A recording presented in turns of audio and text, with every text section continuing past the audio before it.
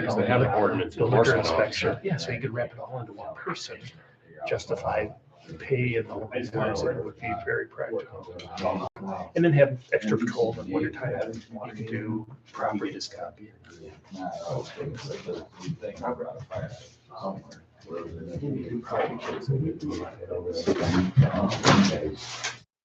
Maybe that, or one person can control it. Yeah, you kind of streamline some other things that they.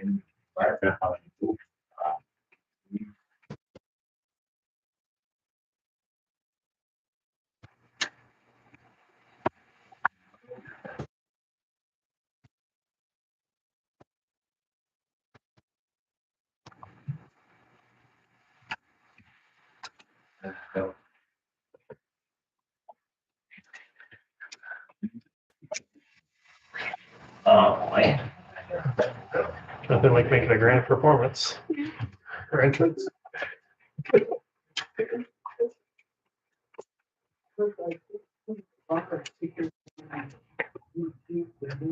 Well, we were talking about that. We wanted you down here just in case people had questions. I'm just saying, long guy should have. Yeah, and I understand that, but I was talking to Michelle and I think just move a question period right up to the front. you want to move it? That doesn't matter to me. Because that would, I mean, Yeah. anybody that's here for it is gonna be here for it. All right. It's up to you, I just wanted to- Yeah, I can make I think the, that's a great idea. Do we get paid a lot? All right. Longer work station? so you just want to move Do we get old paid more business up, is that? Or work station? Yeah. So then we'll come back to C and D later. So typically, to move it answer up, questions, if you put the after agendas out for Roll everybody, call. Where it's most they appropriate. and they always put like our reports out there, which they technically don't need because our reports go to the council. If somebody from the Okay, perfect. public wanted a copy, they could fully, Ten, because once I A, give it to you guys, B. it becomes a public record, so. They don't Week necessarily need it, 5. but it's not a big deal either way, so. Next meeting.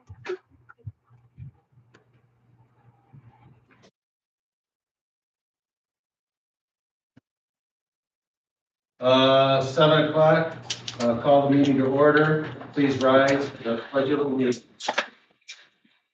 Pledge of allegiance to the flag Of the United States of America, and to the republic for which it stands, one nation, under God, indivisible, with liberty and justice for all.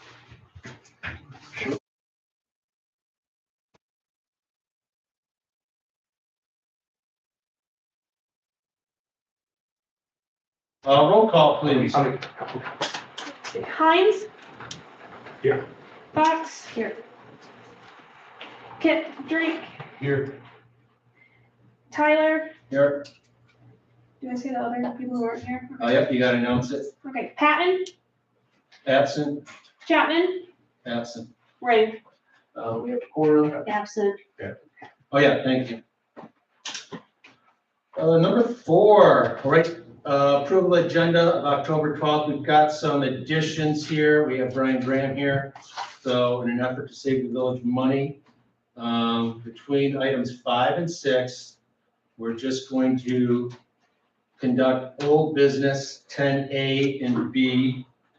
B, our zoning clarification and possible village property sale. So once again, between 5 and 6, old business, 10A and B, with Brian Graham.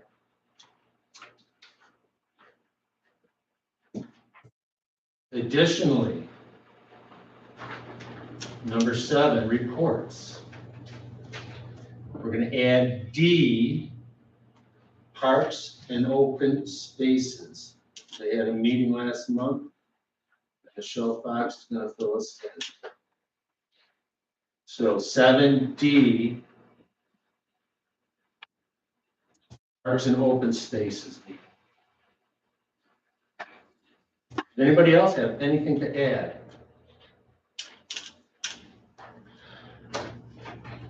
So number 4, approval of the agenda for October 12th, 2022. Can I get a motion to approve that? I'll make a motion. Ralph will second.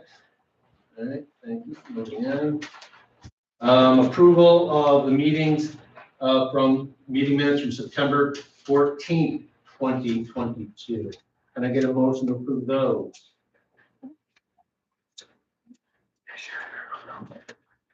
We can table that, come back to it.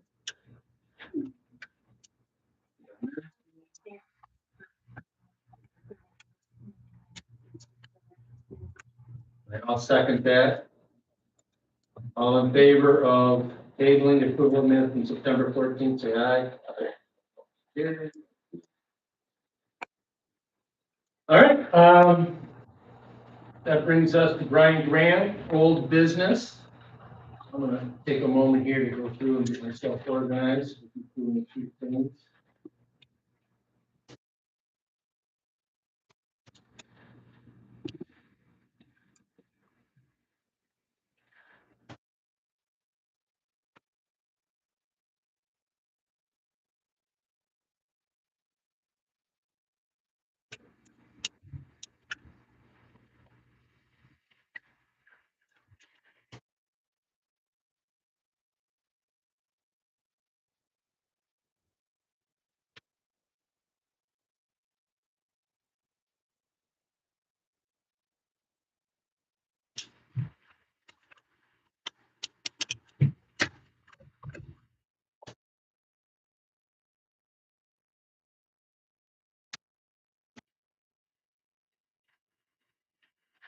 Are we ready to go?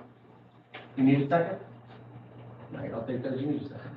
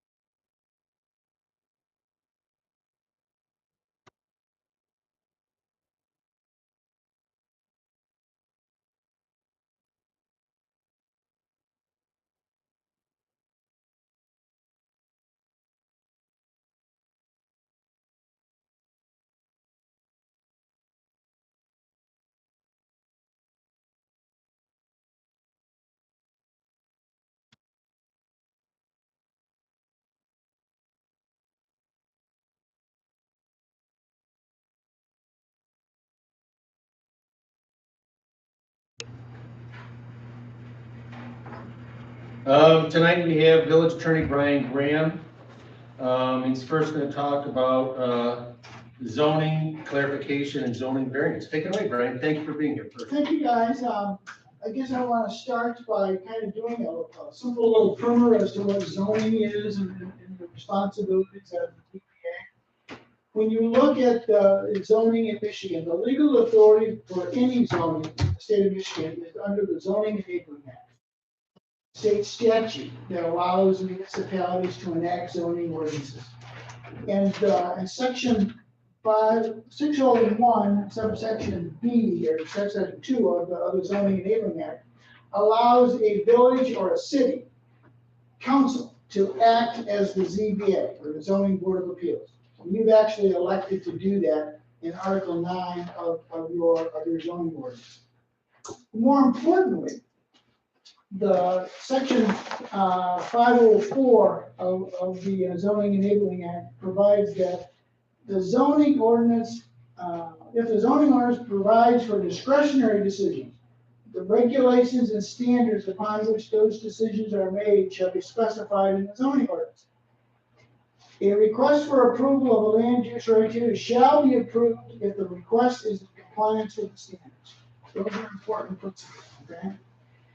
When you're looking at a dimensional variance, which is what I'm asking to address, you have standards in your zoning ordinance that says, it's on section 5.05A, dimensional variance. The council, when it's acting as a village council, is used to making policy decisions in what you believe to be in the best interest of the village, okay? I cannot say this strongly. The zoning ordinance is not the village council, okay? Even though the same individuals sit on the public body. When you make decisions based on zoning, as ZBA for variances, you are not serving as the village council. You have a separate set of minutes for the ZBA. You are required by law to look at the standards for whether a property owner meets the requirements for a variance. You cannot legally base your decision on what you think is in the best interest of the village, okay? You're dealing with property rights. Property rights are strictly controlled by the requirements of the Zoning Enabling Act and by your own zoning ordinance, okay? So in order to grant a dimensional variance, all 5 of the standards listed under 9.5A must be met. And they must be met based on evidence presented by the property owner at the public hearing. For example, and it's not appropriate to discuss a particular case that may be coming before you, but any property owner that wants a dimensional variance has to meet 1 through 5. Look at number 1. The need for a requested variance is due to unique circumstances or physical conditions of the property. There has to be something unique about the property that mandates or justifies the variance. You can't grant a variance just because the property owner wants one. Okay? You cannot legally grant a variance unless there's something on the property. For example, if I have a property and I have a swamp on the property, or I have a steep cliff, and it's impractical to build in the swamp area, and so I have to then move my building envelope toward the street, and I then encroach into the front yard setback. Well, the presence of that swamp area can be the justifying unique circumstances of the property that would then allow you to grant a dimensional variance to that front setback, okay? And so that's really what you're looking at. You look for something unique about the property, okay?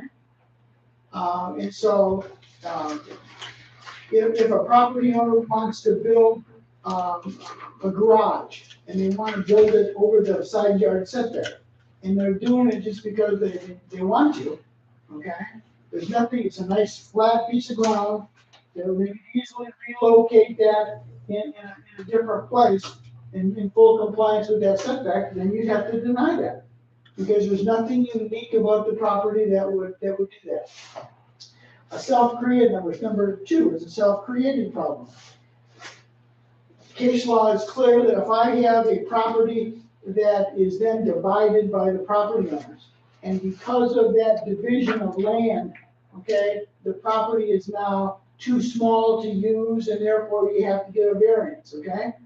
What caused the need for the variance is because the property owners divided the land, okay?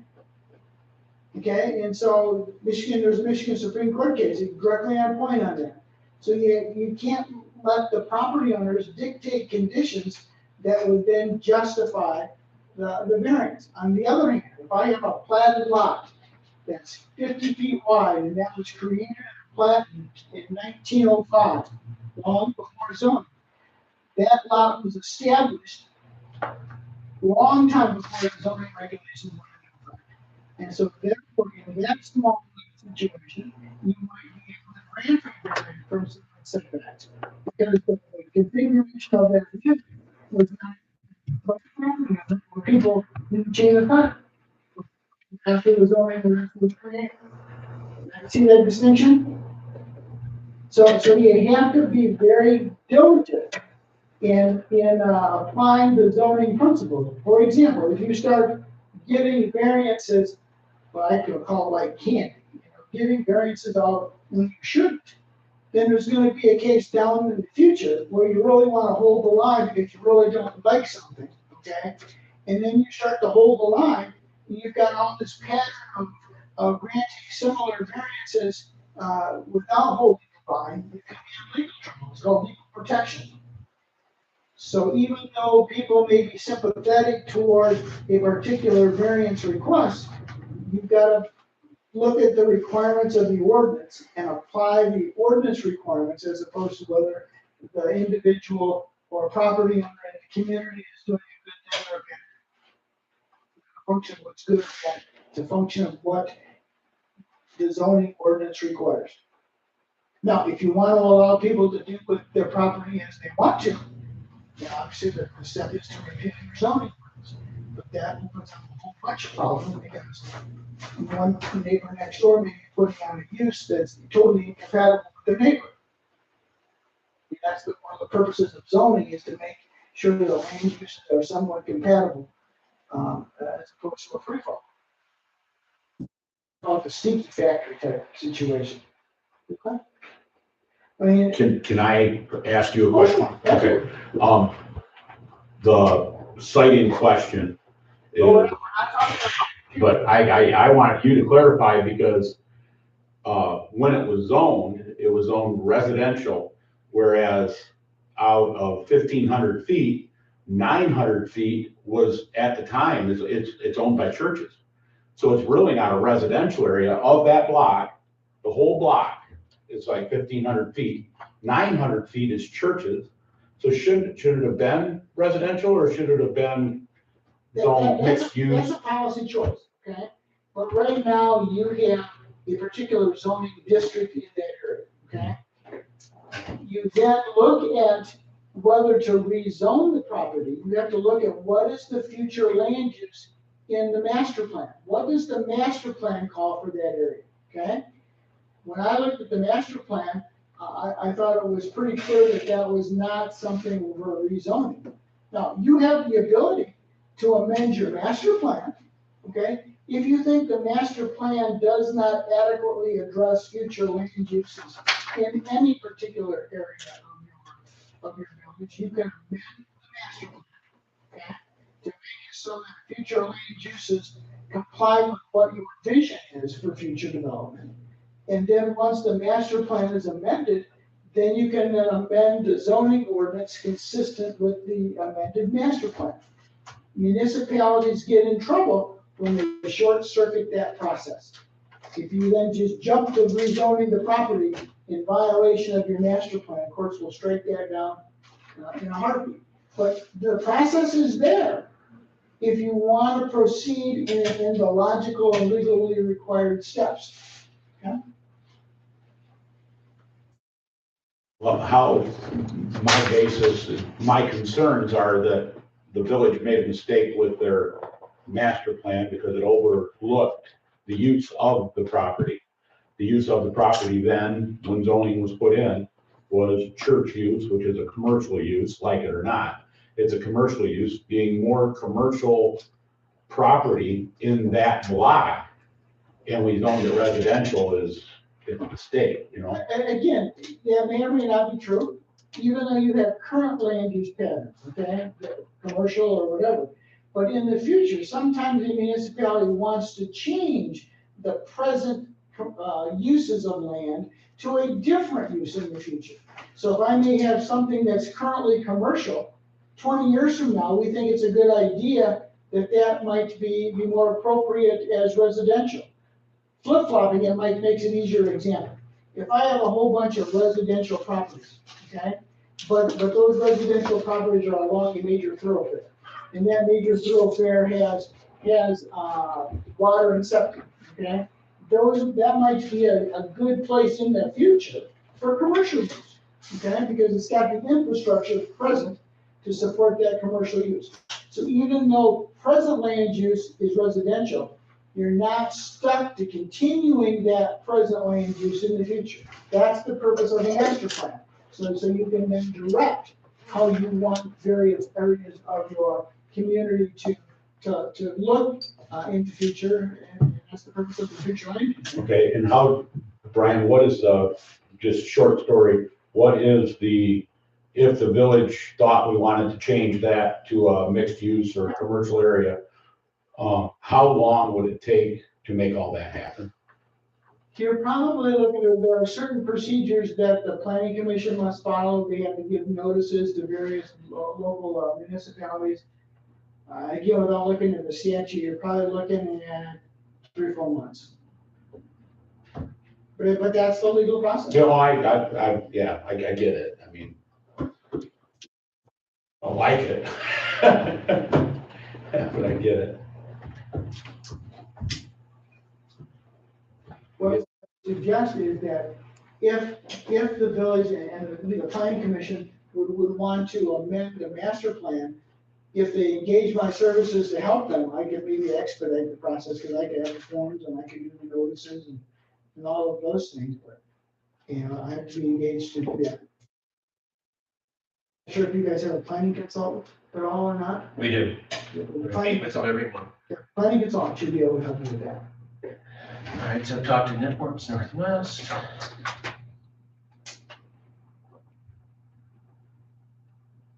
Now, when we, just real quick here, we amend the master plan, does it have to go out to the property owners that are surrounding it? No. Like 500 feet, or is it just something that, The planning commission will have to hold a public hearing, and there'll be notices to the adjoining municipalities. Okay, you'll have to give a notice to the township and the county and surrounding townships to be sure that when your master plans are reviewed by, and next to the other township's master plans, to make sure you're not putting the factory right next to the property line, or the township line, or the municipality line. And next door could be a residential area. So you gotta kind of dovetail, if you will, those land uses if you can. Even if the township doesn't have zoning? No, no, exactly. That's not gonna be, but some of the townships, I was giving you a general example. Okay. and then if we did switch it to either mixed use or commercial, there would have to be an existing mixed use or commercial lot contiguous with that. Because wouldn't that be spot zoning? We're not talking zoning now, okay? Zoning ordinance is not in play. Okay, let's talk about that. You're amending the master plan. All right, The master, let me go back to my example. I have a whole bunch of an area of residential land use. And my master plan sees that in 20 years, this would be a great place to in fact do a commercial area, okay? There's always gonna be one of those current residential properties that will need to be rezoned to commercial, because you have to implement your master plan in some way. And there's gotta be one property that's gotta be first, by definition, okay? So even though you're gonna have a rezoning to the commercial, in my example, surrounded by residential, you're in fact implementing your master plan, okay? So that's not spot zoning.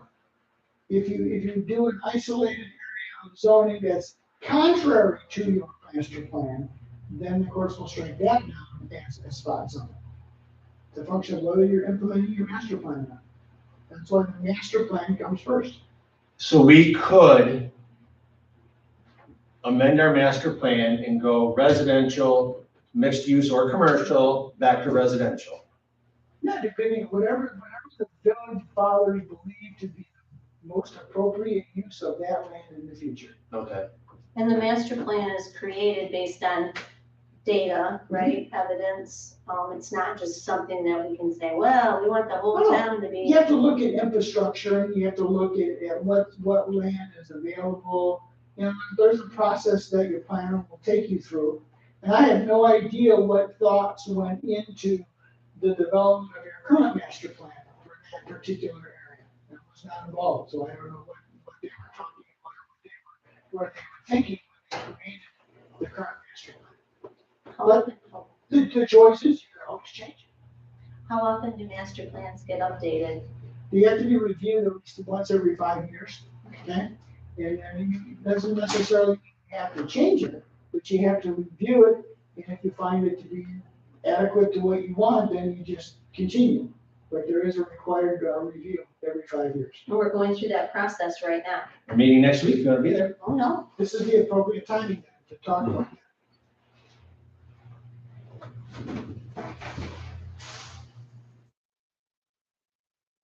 All right, and then, so well, hypothetically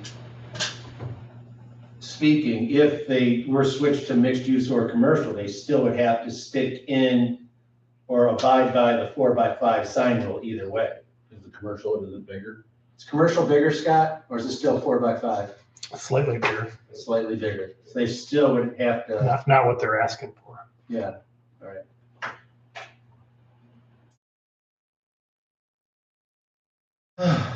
Anything else you can enlighten us on that? If there's other questions, I'm happy to try to answer. So we're gonna go to the planning commission, discuss it, see what we wanna do, and then from there, I'll just email you. Let's not get out in front of ourselves here. Yeah, because I can help any way I can. The planner should be able to do most of that. Okay. Any questions, Kim? Michelle? No, thank you, no. Well, I'm good, thank you. all right. All right, let's see, we're going on to 10B, old business, possible village property sale. I sent to the Ally and the Rob this afternoon, the information I had gotten from David Biganowski, who's an attorney in Travis, who represents the property. Apparently, the property owner is trying to fill up some time, so we can sell some property, okay? Let me introduce you to Mr. Russell right there. I apologize, there he is. And he's been doing a lot of research as well. And so, it's my understanding, and Mr. Russell can correct me if I'm mistaken, county tax, am I speaking loud enough for you? Yeah, I just want to get clear though. Okay.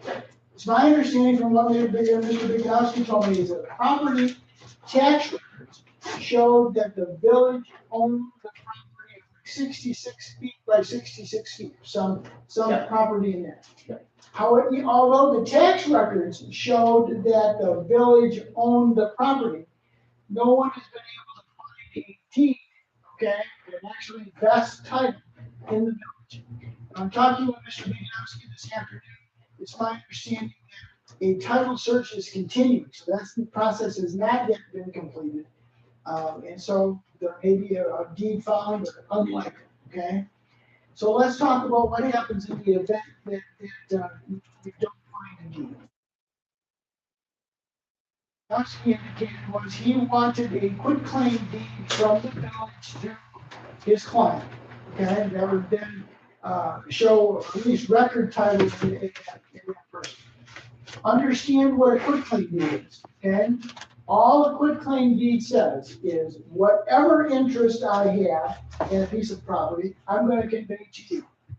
If I have 100% ownership of a piece of land and I quitclaim that property to you in a quitclaim deed, then I'm conveying all 100% of my property, okay?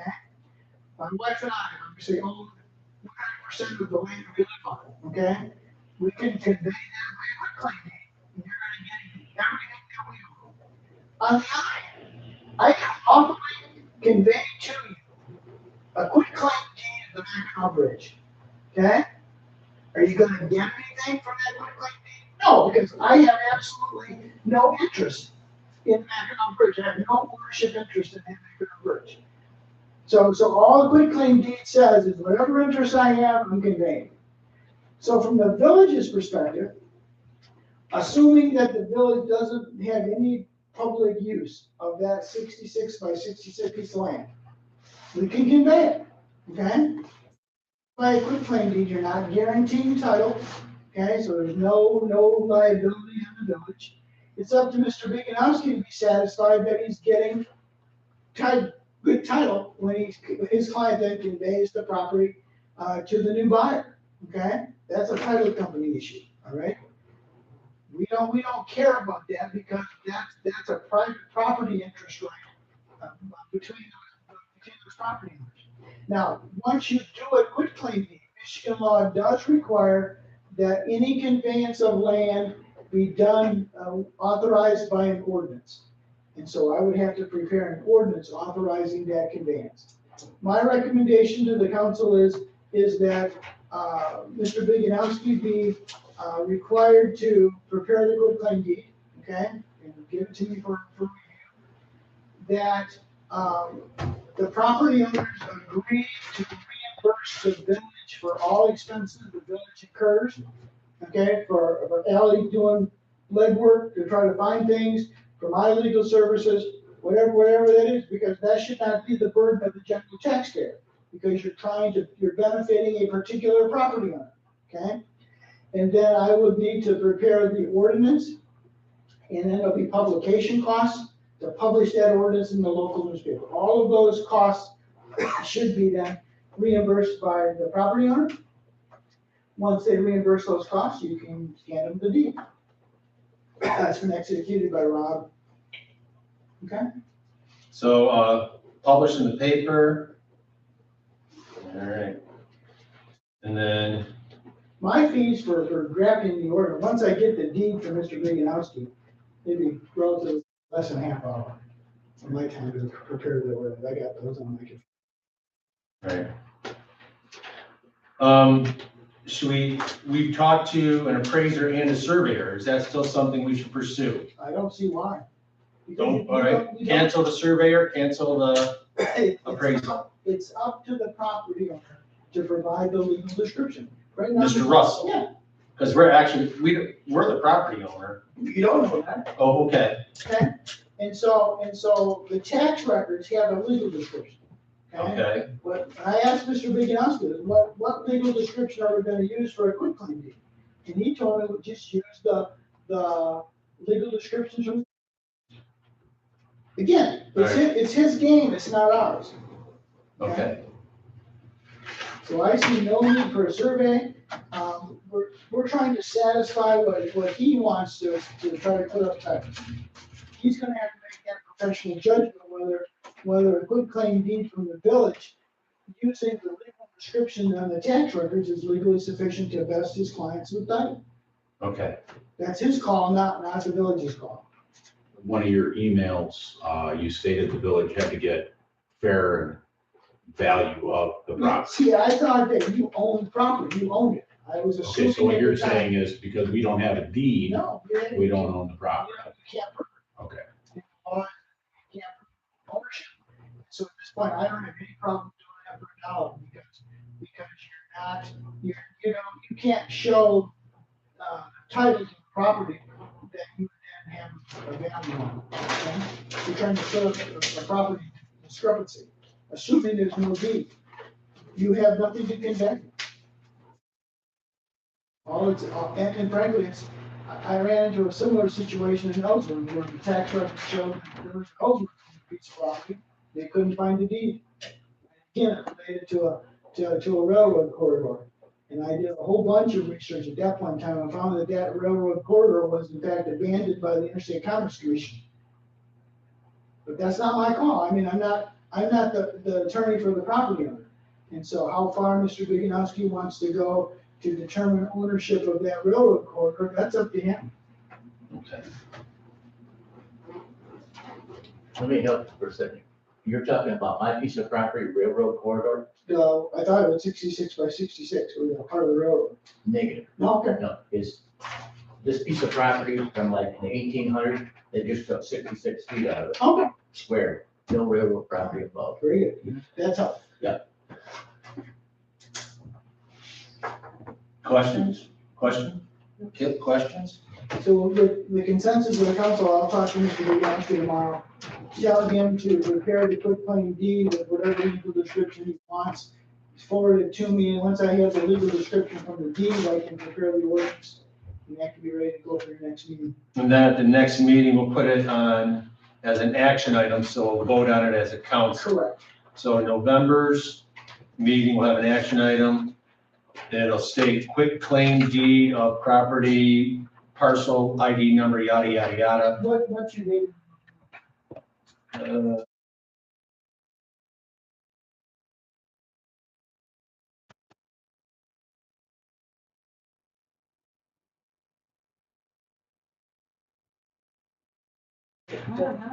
Yeah. Second Wednesday?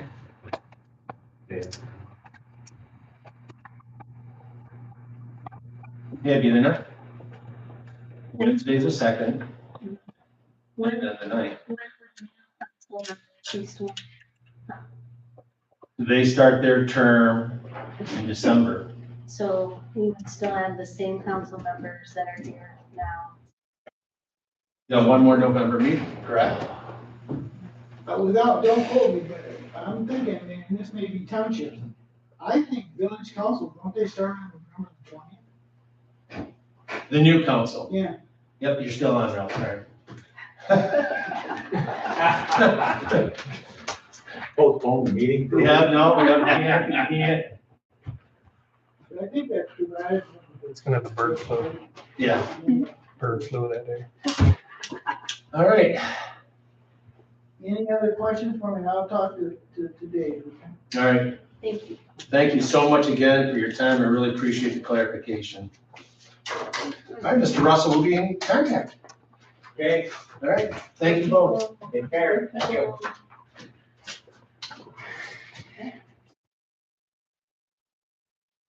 Let's see, now we're on to 6, public comment, limited to 3 minutes. Public comment. I got, All right, You need to. I don't know if anybody else does or not, but, your world. yeah. Got a couple different fire departments in Banks, Banks Township, that are looking at the active sheriff, maybe resurrect the dive team.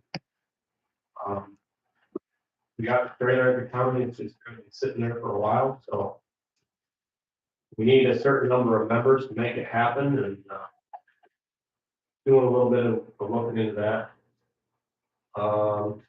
County commissioners, at the last meeting, we sold the Nifty Thrifty building. We listed it for 129, we sold it for 175,000. The agreement was to take offers, and that was the highest offer, so. What'd you put in the market for? 129. Oh, okay. What's this hard? They said. Next week is the deadline for, committee interests. Antrim County has several committees that are open. I'll read a couple of them.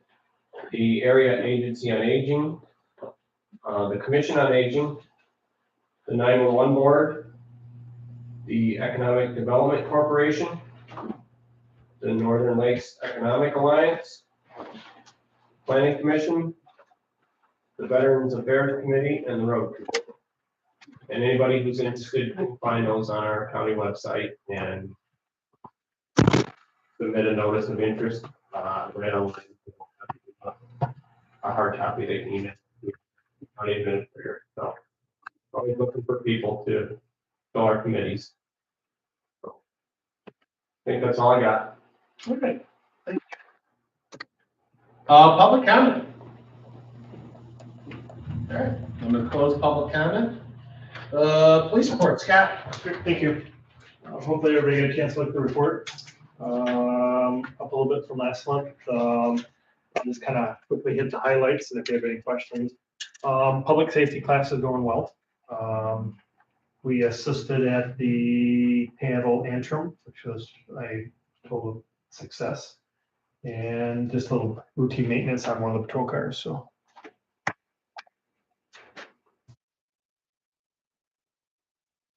Questions? Question for Scott? All right. Thank you, Scott. Still thank you for doing the class, Scott. I think that's, thank you. Appreciate it, thank you. DPW report, John Shucks. Oh, you got your report, month went good, had a few big things, that new paving, got some, well house work done. Only thing I forgot to add is our new employee, Chris, started. That's going great. Unless you got any other questions, that's it. We did have a water line break. You want to tell them where it was? Yep, I got to cut into the new parking lot already, which is wonderful. 2 weeks old. Already got it cracked. Unbelievable. I'd have a question about that. That leaked all weekend. Isn't that something we would justify overtime for? I mean, to fix? I guess I'm asking. Good question. Council.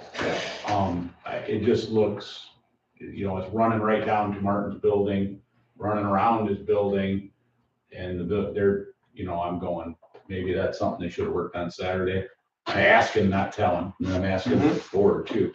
I made the call Friday. When I first seen it, wasn't leaking too bad, so I didn't put emergency dig in. But yeah, I can look in the future of getting things. I made the call not to do it over the weekend. Yeah, if it was running right into the river, like down on Maple Street, I'm like, yeah, Harmless. Yeah. but it's running, that was my thought. And obviously I didn't think real hard about it, because I didn't call you and say, hey, but I just think that, where the leak was all weekend, I didn't think it was great. But I didn't call you, I wasn't mad, it just could have been my house that was leaking again, I probably would call. Well, let's say hypothetically, what would happen if that same leak was in the dead of winter? Would that institute a Saturday dig up because ice would be forming on the road? Truthfully, it's a little deep in the winter and the ground is frozen. A few days of it leaking.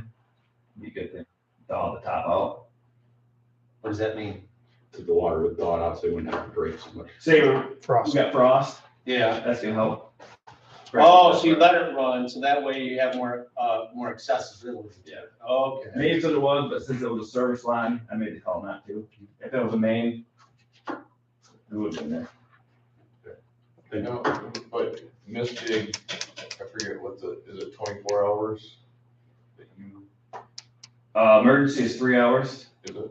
Okay. Standard is 3 days, not including weekends. Okay. That doesn't include Saturday, Sunday. So it would have been on Monday anyways. You called it in on Friday. They don't work on. That would, water in this valley would be considered an emergency. Yeah, if I felt it was emergency, I could have called emergency in. Okay. But when I first saw the leak, it would just trickle, and I didn't consider it, so. What might be, huh? Yeah, it definitely upped the rate Friday. Yeah. We started busting through. So, yeah, ended up being a little half-inch hole in there.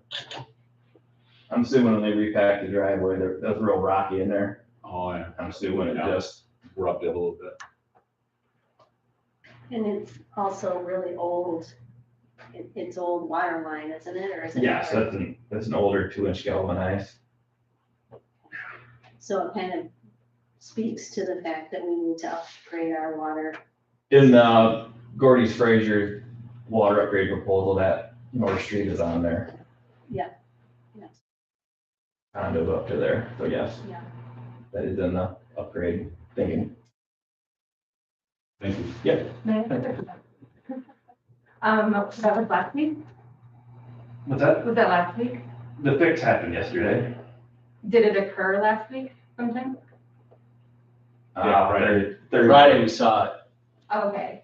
I had contamination in my water, like I think on Wednesday. I wasn't curious if that was the reason. Yeah. No? But we still had positive pressure. Okay. Let's see, President's report. New building is going along fabulously. They're putting in the carpeting and the flooring today. We should be in there by the end of the month.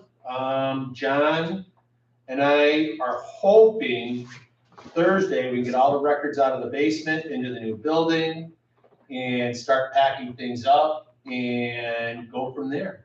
And like I said, hopefully by November 1st, we'll have our own building, a public bathroom, lighting and all that stuff. So we're just moving right on. Do we have tables and stuff coming to have a meeting there? Well, that's a good question. How much money do we need to spend on that? I was thinking foldable tables, and then you buy a skirt that says the Village of Central Lake with a loon in the front of it. So that way you can fold them up and put them to the wall if somebody ever wanted to, you know, in that general meeting room wanted on, I don't know, Tuesday mornings, they wanted to have yoga there. Sure. Instead of having something this size Right. taking up Right. 25% of the room. Agree. I think that just seems to be a better use of that multi-purpose room. Agree. So, and then just standard chairs. Yep. Although these are nice, but I And just, they're two.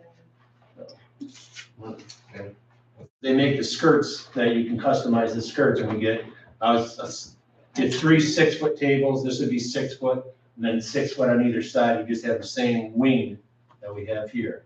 And then the center one had the village emblem on it, and the other two would be blank. I like to sit behind them. I think that's appropriate. There That's you good. go. Oh, we're trying to incorporate the chamber, Jen Gravers did that really cool loon and the pine tree, and it's on all the banners in town. Mhm. Incorporate that logo throughout town. Yeah. All right, I don't care how comfortable you're. there you go. November 20th. The more comfortable, the better. Sit back and chat. All right, that's all I have. Correspondence, we did have one correspondence. Wait, Michelle. Michelle, Oh, I'm sorry, oh yeah, I'm so sorry. Yep. Parks and Open Spaces, thank you, Michelle. Me? Okay.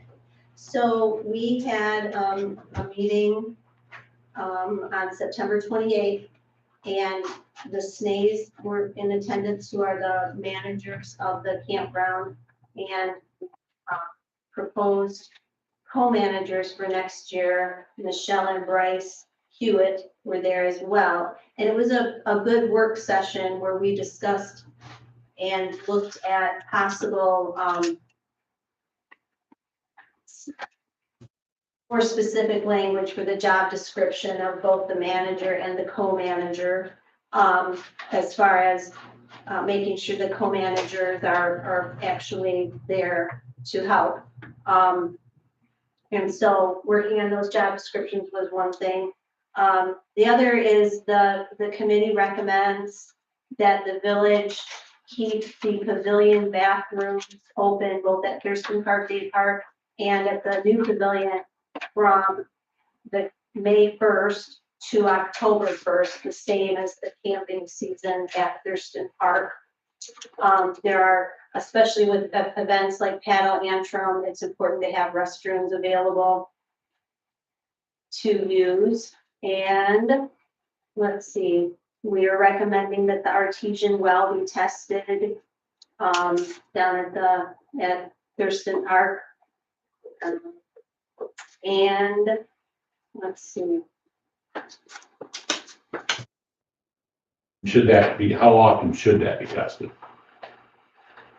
If people are drinking out of it, how often should that be tested? Well, let's get a first test and see. I mean, you can do a bacterial test on it. That's pretty easy. What do you think? This is Nick, he's a friend of mine and he is in charge of Charlevoix Water and Sewer, where we used to take our samples and be tested from town. What is your expertise on an artesian well that people are drinking out of? It doesn't lose pressure, it doesn't really need to be tested after the first time. So one test and you don't have to be tested again. If you're concerned about it, I'd say monthly, just like your water. Because you don't lose pressure. And if it stops flowing and it starts flowing, then you got an issue. So we just need to test it once. That's good. Or if you're really concerned about it, contact your Eagle representative. The Evelyn's bathrooms will be open from, The pavilion bathrooms at Thurston Park and up at the new pavilion, we propose they be open for public use from May 1st until, well, we talked about October 1st, and that's what I said first, but I meant November 1st, because then that encompasses Halloween and color tour and other times when, when the town is busier and we have a bigger need for public restrooms. So we would propose from the day we open from May 1st until November 1st, depending on, whether it's snowing or not. we know that the bathrooms need to be winterized, and we don't wanna, you know, make that a hardship for the DPW crew, but we also want the bathrooms to be available for use. The downtown pavilion, definitely. Mhm. We can try it, we'll see how the vandalism goes at Thurston Park again. I mean, Well, the problem is, we're gonna have, we should either blow the building up and get rid of the bathrooms, Yep. or propose have that. bathrooms. I mean, I understand it's a mess, and it's a crappy part of DPW's job is to go in there and clean crap that somebody's trying to ceiling. I think it's terrible. I think that it's totally somebody's mentally ill to do that, but because of one mentally ill person, we got Pat Antrim with no real plumbing. Well, we had the campground bathrooms open up. They were, you're right, it was a kind of a hike, I agree. You know, I mean, I just think we're having a bathroom there to lock the door. Yeah. We might as well just blow the place up. Let's just, you know, because granted, it's an expense, it's a crappy job, but it's just. I'd like to modify the time that it's open and closed at Thurston Park. I mean, it would seem to me that, We could put the timer, you know, the lock timer things like we. Yeah, I think that would, Mhm. I mean, while we're discussing it, what do you think a reasonable time to lock those bathrooms up? Paddle entrance there at 11 o'clock in the morning. What time At night. is the park closed? Is the Thurston Park 10 o'clock, 10 o'clock? so Yeah. 10 to 10, like the. So, but then you drive there past that o'clock and kids are still hanging out there. I mean, But then, so. We can put the automatic locks on and try it, but every time they get vandalized, I say we keep going earlier and earlier and earlier until we figure out. What time, I mean, I guess realistically, you could shut it off if there was a special event there or somebody rented the pavilion until 10 o'clock. You could Yeah. open them longer. You can close it down at 8 o'clock. Most of the use is done. Done, yeah, Still that's what doing I'm it. saying. I was thinking, You know, I mean, I'm good with that. I Yeah. just think it's wrong I agree. for a municipality to have a bathroom and then lock it so nobody can go. Yeah. Women, I mean, me, I don't care, I'll hide behind a tree, but a woman is uncomfortable with no plumbing, So, you know, and that's what the bathrooms are for. yeah, we can try it and, we'll look at the remote locks that will require internet service at the campground. Can we go from the campground over there? Just too far. We tried. Oh, really? The signal's too weak. And you can't get, that was the same problem with the cameras. The cameras work, but the minute a camper or RV went by, or they used the pump out station, it blocked that repeater that we had on the ceiling just enough to shut it down. So, and So that's a project we can work on over the winter. certainly, Get oh that yeah. Is there- wired up and- What is there a way to put a booster higher? I don't know, I'm not. I'm asking a question, but I mean, 5 minutes in my lift, we could put something up high. Yeah, You know, if that would change, if it's because the camper's driving by, that's telling me the signal's low. yeah. We put a booster up 40 feet in the tree so that the angle, you know, We could talk to EPS Security, they're already wiring the new building, they wired the new pavilion. And we'll see what it takes to get, I mean, if we're gonna do this, let's go all in, let's get a really good, strong signal down there and cameras and really good lighting on those bathrooms. I mean, to the point where it needs to be dressed up down there. yeah, I mean, we went down this spring and looked and you're like, man, it's tired. it just got old. You know, Yeah, it it's just got old and nobody did anything and it To be freshened up a needs to little be bit. freshened up.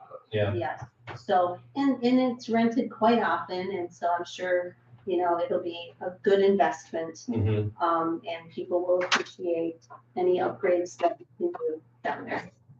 So that, we'll add that to our list of projects, for the winter.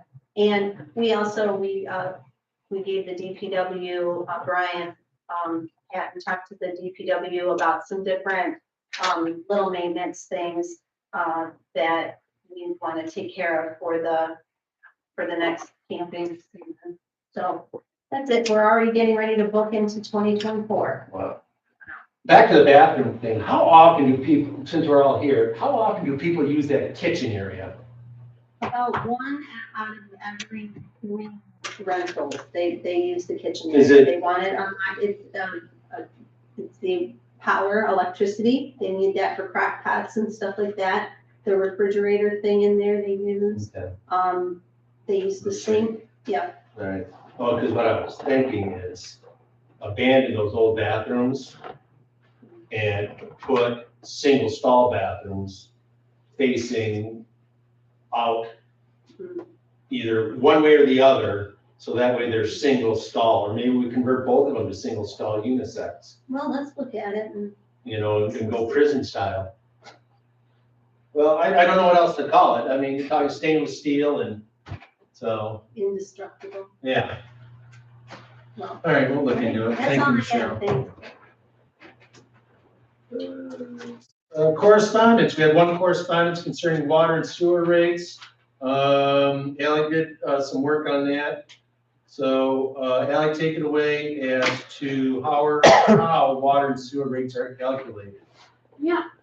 So Shannon's actually here today, over here. She was wondering about. Yep. So she was wondering about her water and sewer rates. Her water rates REU was 1 compared to her sewer, which was at 2.8.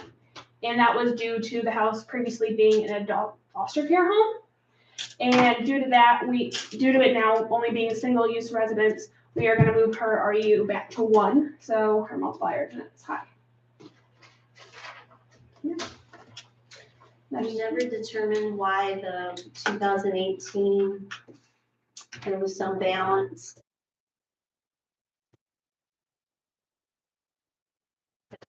Canceled or refunded or what? There was no details in the notes about it, Okay, but yeah, it's in the paperwork I gave you, but we did refund that money. and that was back in 2018.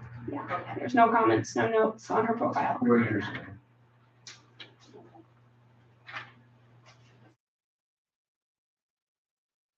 So Shannon, it's just a single family dwelling now? Yeah, it's been that way since 2019. Oh, okay. All right. If it's been that way, well, when did you first complain about the sewer rate? Initially back in June. I would like to make a motion that we fund her money, at least back to June. She noticed there was I mean, there's no way we as a village can notice that it's not a foster care home anymore. It wouldn't be our responsibility. But when she, in June, Kurt said, hey, look, I think this mine's too high, it's higher than everybody else's. I think we should give her the money back that she's paid in June for the 1.8 REUs. But I don't think we should go back anymore because it's not our responsibility to see where the change was. And Bill, The other argument you could make is it doesn't mean if it's a responsibility or not, the use wasn't there. So maybe we should fund the whole thing since the foster care, you don't rent rooms, there's no, it's just a house, it's been a house. And how would she know that the RUs were not what they were supposed to be and she was overcharged? so the bills go out quarterly. So, Ally, when the last bills go out, that was May, right? Mhm. So you noticed it in June. We had one more bill since May. We've had one more. Yeah, so Yeah. May, then August. So we have to adjust 2 billing cycles. I'm speaking out loud here. Adjust May's bill and then this latest bill So because of the oversight, or just because procedural errors, I'll call it. Is that? Yeah. I mean, I don't want to call her an error, Yeah. It was almost an omission. yeah, what was omission. the reason that we didn't know? Yeah, we didn't know. So then I would move that we would table this and investigate it and make sure that that's all Legally. legal stuff that we can do. We don't want to make a mistake. And that if it's at all possible, to repair the situation through a refund or partial refund, then, you know, we would pursue that. So a November action item will be to.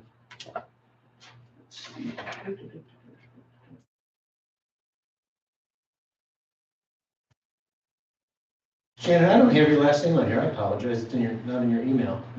What- Where's your last name? Edward? It's on the agenda as well. All right, so we'll do action item.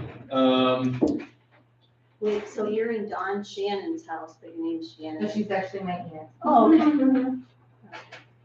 So we're gonna investigate. And so we'll put that as an action item for next month. And we'll determine something that's fair and equitable. So we don't have to vote on it here, 'cause it's just an action item. Then we can discuss it and vote in November. You got that, Ally? Yep. Thank you. Ms. Edwards, any questions? No, you pretty much answered them, and I do appreciate you kind of, taking time outside of the time here to decide that, so I very much appreciate your time in that, as well as answering my questions, both Ally and, I believe the president, he's super excited. Hopefully answer some questions too, so I appreciate the quick turnaround time for that. All right. Moving on, approval of the bills. Ally, enlighten us on why we had, some, problems with last month's bills, why we had 32 bills, but only 28 checks written. Yeah, so we do have online billing for a couple things such as our consumers bills. And because of that, we don't print our own checks for that because it's paid online, and it's called a remittance check. Our system does not allow us to make a report that shows the remittance checks. However, it still calculates them into the total amount at the bottom. All right. Approval of the bills. Approval of this month's bill total of $86,195.65. Can I get a second? I'll second. We're spending money. Roll call, please. Hines, Yes. Fox? Yes. Tyler? Yep. Drake? Yes. Okay. 9B, approval of the bills tabled from the September 14, 2022 meeting for a total of $171,617.43. Second, Ally, roll call, please. Hines, Yes. Fox? Yes. Tyler? Yep. Drake? Yes. All right. Old business, we did zoning clarification with Brian Graham. We did possible village property sale, Brian Graham. Exterior and interior doors. Again, Ally's been working hard on this. She's got some really interesting stuff for us. Take it away, Ally. Yeah, so the images you see here, the one that says the Village of Central Lake, that will be on our west and our south entrance doors. The used south entrance one will be on the west and the east side. Meeting room is an interior door to the meeting room. And then the Central Lake Police Department will go on Scott's door. The logo will be like his patch. We're just working on getting some proper graphics so they can convert it to that. But yeah, any questions? I know we're only allowed to proofread this once, and I noticed that treasurer is misspelled on the door. This is Village of Central Lake, it says clerk and treasurer. There's treasure inside. Treasurer. Be sure to spell it correctly. And then we're thinking about putting an arrow pointing it to the south entrance door on the, that says that. That's the east side door Yeah. that nobody's going to use. That's the one that's round back. Oh, okay. Yep. We'll just have an arrow pointing people to the front. And then, so the big one that says Village of Central Lake Clerk and Treasurer, Police Department, that will be on the M88 door and the south door, correct? M88, yep, and south, yep. Okay, so there's gonna be two of those, okay. Perfect.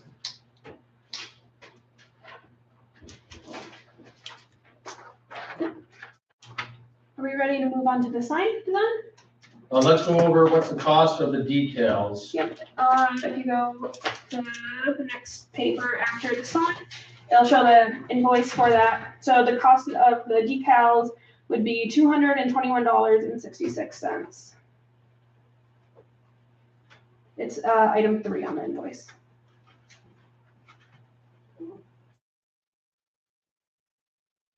Install everything and, They do, yep. Item 4 is the labor and installation fee. yeah.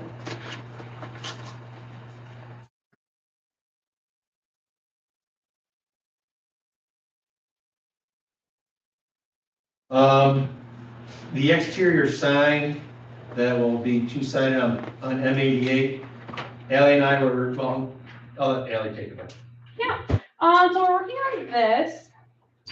Actually, Rob, do you have anything to say about it? I don't know where you're heading with that. Just that it's nothing cast in stone yet, but we needed something for the address on M88, and then we do have electricity, so it'll be uplit from the ground. Now, So, in the future, would that, because we had talked about wanting to actually do a digital sign, would that would allow us to maybe add one of those later? This is the same company that I was talking to.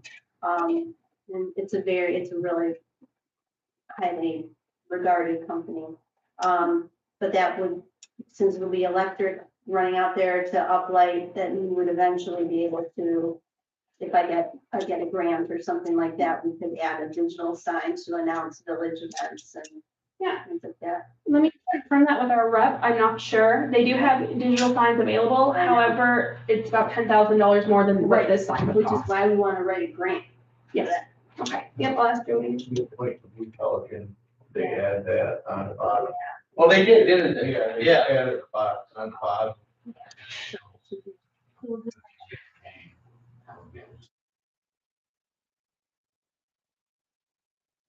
Bottom or the top. Right.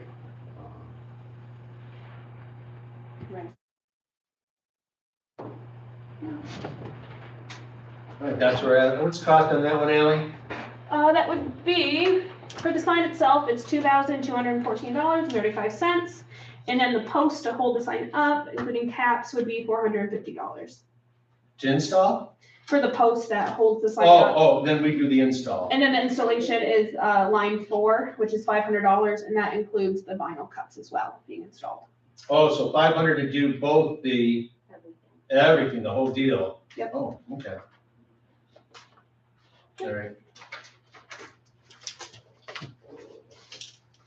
That, we don't have to vote on anything here because that will be taken out of the bond for the new building. How's the budget going for the building? Ally, where are we at on the budget? It is. In our handy dandy paper. Okay, it is at $91,619.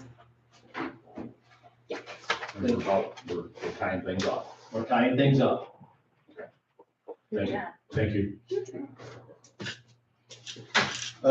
New business, township office rental agreement. So our lease expired at the end of September. And so now we're going into October. So we are now going to be paying $1,000 a month. And from what? 800? But it'll only be 1 month. We're gonna be out by November 1. Okay, Right? so do we need to approve that? Lease or what? We'd have to approve that. Yeah. Let's approve that. We need to approve the monthly agreement with the township for $1,000. We are spending an additional $200. Ellie, let's do a roll call. Hines? Yep. Fox? Yes. Tyler? Yes. Drake? Yes. Carries. All right, on the back here. Hey, Rob. On that, Scott? have we had a plan about exiting out of here and doing meetings in our new building? For November? But at some point, you need to decide when you're gonna vacate here and start there too. Yeah, that's the plan, November. So you have to Well, we publicize have to that. get also, don't we have to get the final inspection too? I don't know. So we're gonna have to get a final inspection. So, But Well, if you're gonna have a November meeting there, you have to post it. yeah, so we'll post it, yeah, that's what I'm saying. It's on the minutes as well, saying that it's gonna be in the new office. yeah. And I believe it's on the website and Facebook. Mhm. Because.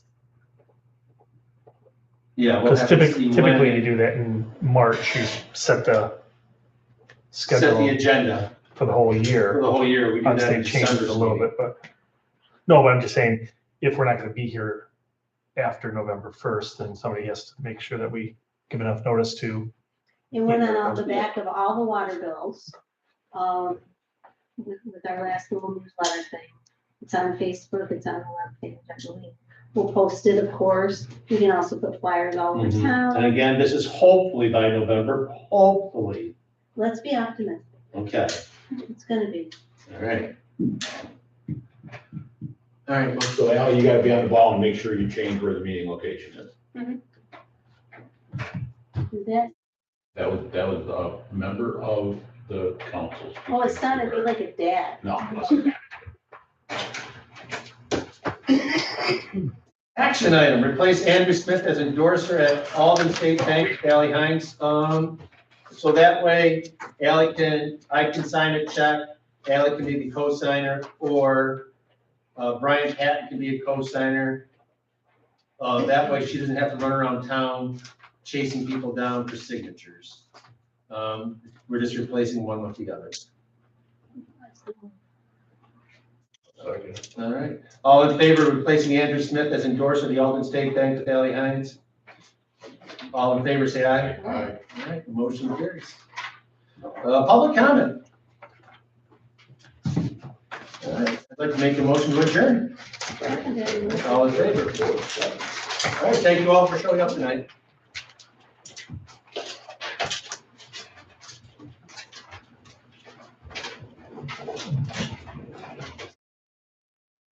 Here's the water. You guys gonna go back to us?